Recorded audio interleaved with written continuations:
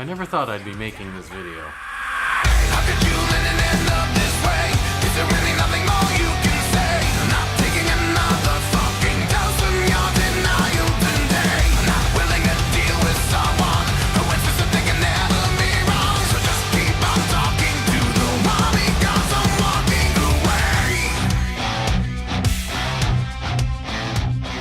You're never ever wrong and you never will believe. Okay, so it's Sunday, February 11th. And Marie and I got home a few hours ago from seeing 50 Shades Freed.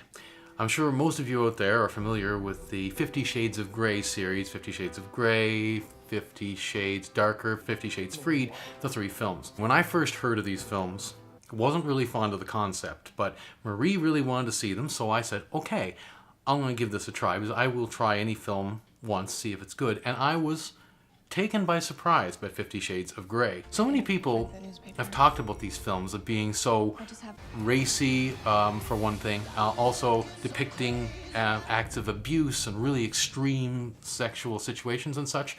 And while they do depict that, they don't depict it in your face. Like, they don't really show it. It's more of a soft core porn level they show it at. They don't really show all of the details.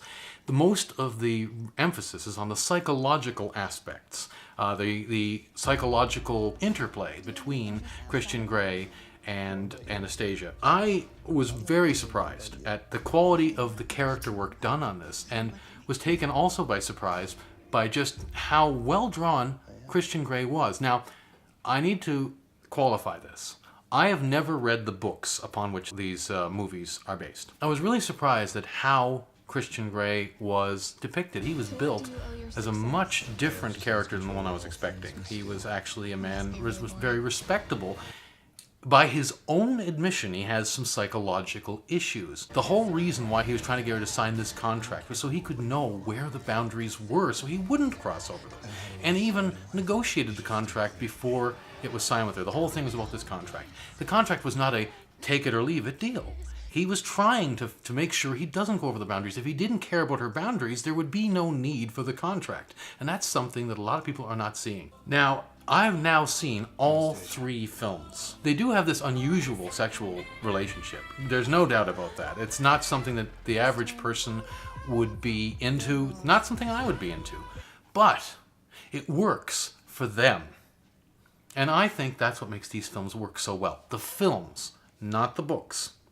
Now, the reason I'm being so careful to emphasize that, and the reason this video is being made, is because I just got into a long conversation with some people that I respect, whose opinions I normally respect, but who were all over these films about how they depict an unhealthy relationship. Now, bear in mind, these are people who have not seen the films. They have not seen one frame of them and won't watch them because of the stuff they have heard about it. Now, when I had this argument with them, they kept coming back with, our opinions are valid because we have heard opinions of people who are in the BDSM community who don't consider these films to be an accurate depiction of the lifestyle or whatever they call it. I can't speak to that. I don't know anyone in the BDSM community, so I can't really speak to that end of it. What I can say, though, just from a plain common sense standpoint, is that you can't really say what something is unless you have seen it for yourself, period. Regardless whether these other people are experts. What they know or don't know isn't the point. If you haven't seen it, you don't know. Now, what really got this started was because one of these people had posted an article that said, and this is a slight spoiler, so if you want to see the films, you might want to stop watching here. And if you haven't seen them.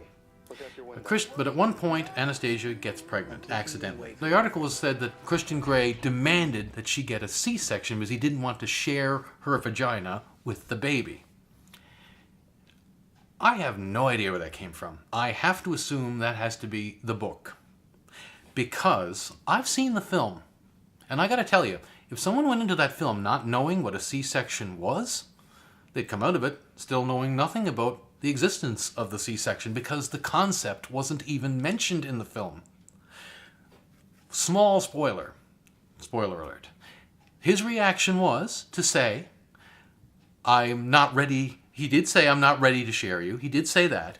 He said, I'm not ready to share my life. I wanted to give you the world, and now that's been screwed up. I don't remember the exact wording he used, but absolutely, he did not say anything about her getting a C-section. If he had, I definitely would have noticed, because that I wouldn't have liked. Okay, that would have totally turned me against Christian Grey. He said nothing like that. Nothing. The film just came out, so the timing of the posting of this article implies this is in the film. It's not in the film. The films are adaptations of the novels. I haven't read the novels, so I'm not even going to express an opinion on that. But it's pretty clear from what I'm seeing that there's apparently quite a difference between the novels and the film. The films are not about an abusive relationship. What they're really about is about a man who has significant mental issues, but the way in which he and the person that he loves work together to figure out, how do we communicate through this problem? How do you learn how I tick? And we come to a understanding.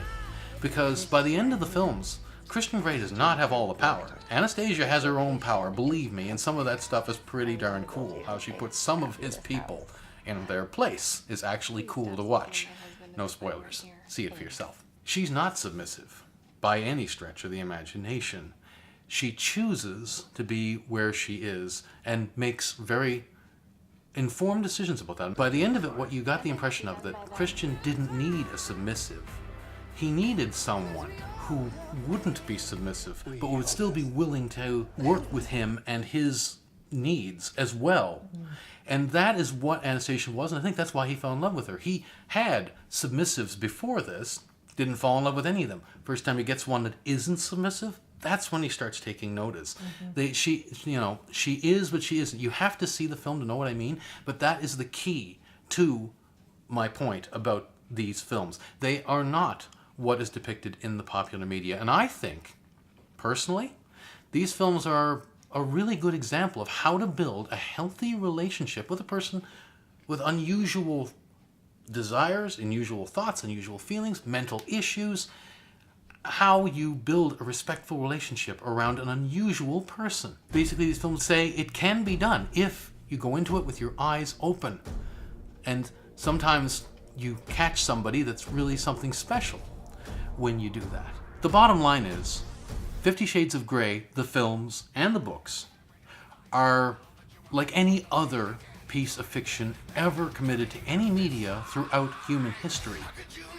You're not in any position to be able to give an informed opinion if you haven't seen them for yourself. If you have, and you still have these opinions, then yes, I will respect your opinion. But if you haven't seen them, how in the hell am I supposed to take your opinion seriously? How could you